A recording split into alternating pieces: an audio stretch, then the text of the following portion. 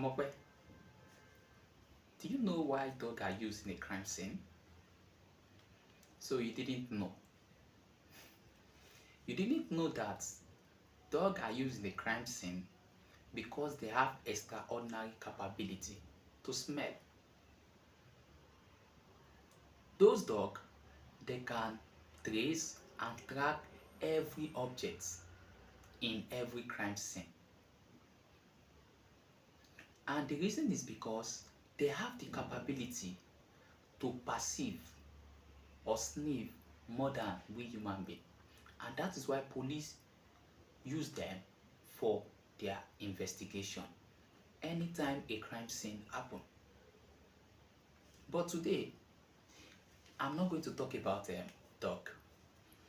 I'm going to talk about one of the sophisticated tools that cybersecurity analysts, some script kiddies and some hackers use to spy and monitor your network like a monitoring spirit. And the name of this tool is called Wireshark. Now, what is Wireshark? What is the meaning of Wireshark?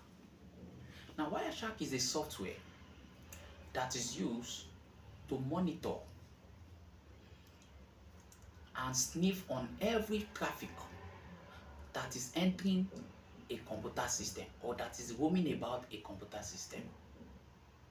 So this particular tool, they can use it to sniff whatever somebody is sending to another person and to also know who is sending and who is receiving.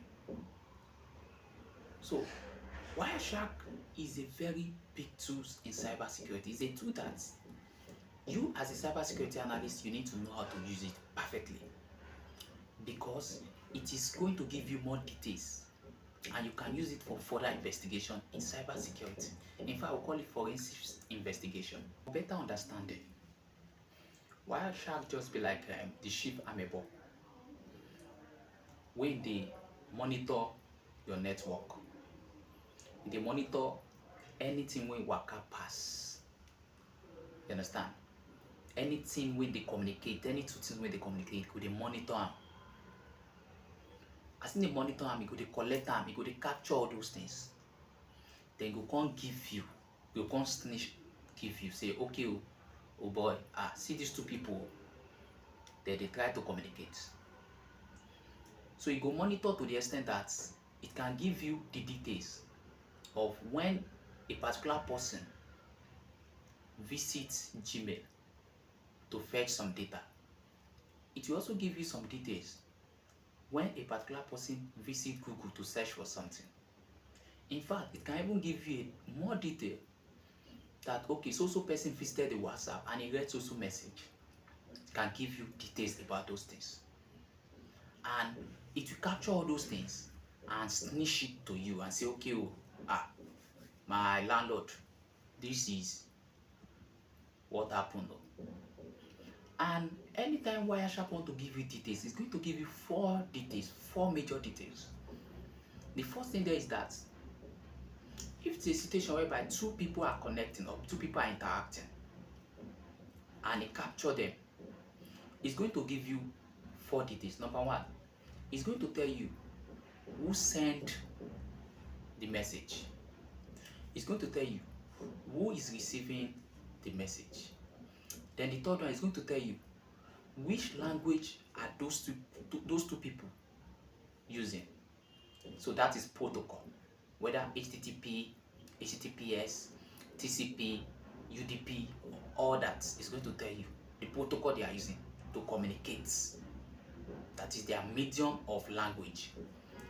Then lastly, it's going to tell you what exact message are they sharing. In fact, Wireshark is so dangerous that you can use Wireshark to sniff people voice call. Two people, they are calling one another, they are talking. You can on your Wireshark at that moment and use it to capture their communications. And once you capture their communication, you can decrypt it and hear all the secret conversation that they have. You can also use Wireshark to actually capture two people that are sharing files, maybe sensitive file, you can use it to capture their files. And once you capture that file, you can decrypt it. This is one of the secrets of that FBI and EFCC use for some of you that you are not aware of this. Some of you, they are monitoring you, but you don't know. So this is one of the things, this is one of the dangerous tools that they can use to track you down to earth. So those are the things that Wireshark can actually be used for. Now let me tell you how FBI can actually capture some of those criminals or some of those G-guys that they prove that they are smart. Number one thing is that if they couldn't track those suspects on internet, maybe they have searched for their details, look for their ways online, they couldn't get it. Maybe they now probably get their location. You understand? Maybe somebody tell them their location.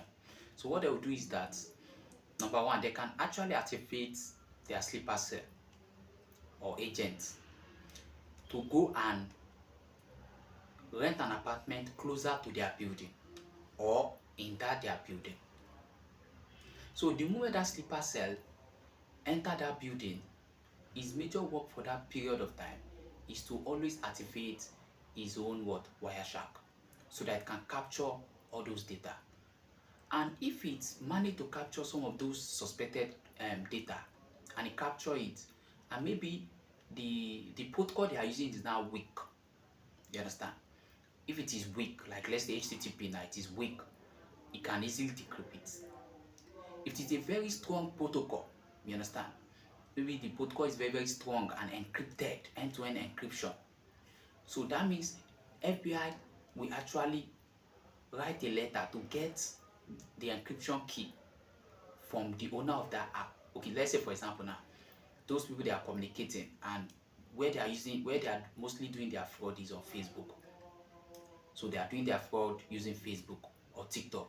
So you know that it is end-to-end encryption. So FBI just need to call, you understand, or get access to encryption key from such people, so that they can decode it and get the actual message that was sent. So that's number one. Or they brute force it. Sometimes they can brute force it, and sometimes they even have their encryption key, you understand, because they are security agents, they are authoritative. Another thing there is that apart from them sending the sleeper cell, they may not send any sleeper cell. Another thing they can do there is that they can act like a cleaner in that particular hotel, or a sweeper, or any, you understand, they can just act like a contractor or anything in that. So once they enter that building, they would have activated, they would be with a Wi-Fi, you understand, a Wi-Fi card. So, and that Wi-Fi card is already connected to a particular system, maybe in one of the room or downstairs or anywhere. So the person will just enter and say, okay, so this is your food or something like that. So the moment it enter, it will start capturing all the data that those people have at that moment. And the person with the system is already seeing, is already capturing it. So from there, they will decrypt it, they will know what is inside, and you understand, have a solid evidence against them before they arrest them. So that's number two. Now number three there is that another thing they can do is that they can actually just go to that area, you understand, that particular building. They will just install a Wi-Fi in one of those buildings. They will take permission from the owner of the hotel. They will install hardware Wi-Fi. They will install it there. So that Wi-Fi now will actually capture all the old packets that is running on that particular building for that moment. And they will be in their office, they will be having access to those words. So as they are getting it, they will be encrypting it, so till they get the actual evidence. So once they get the actual evidence, they will take it to the court of law, and they will quickly arrest such person. So that is how FBI can actually use Wireshark to investigate properly. Now, why must you use Wireshark as a cybersecurity analyst? Number one thing there is that you can use Wireshark to catch a thief in your network. Maybe somebody's trying to hack you, or somebody's trying to steal your Wi-Fi or your data. So you can use Wireshark to catch such person. Another thing there is that you can use Wireshark to know or to investigate why a network slow. Like why some network slow? Why are they very slow? Why are they sluggish? So you can use Wireshark to investigate to know that. Another thing there is that you can use Wireshark to know or to investigate why some websites did not open. You understand? Why is it that server you can't connect to the server of that website again? Because sometimes maybe DDoS, you understand, distributed denial of service attack. So they can use Wireshark to actually know, oh, this is DDoS, so hey, they have overloaded the server, so thing. So they can use Wireshark to actually do that. Another thing they can use Wireshark to do, which is the last thing, as a cybersecurity analyst, is that they can also use Wireshark to investigate like FBI or EFCC. So those are the 4 ways that Wireshark can be used in the real life sense. Now, how can you get Wireshark on your system so that you can use it for investigation as a cybersecurity analyst? So you just need to go to Google and type Wireshark download. Then click on the first link and you download the Wireshark on your system. So in my next video, I'm going to show you the practical application of Wireshark, so that you can know how to apply it, how to use it, what to use it for, different kind of things that you can use it for. So please stay tuned to and wait for my next video. Like, follow, and share for more. Thank you.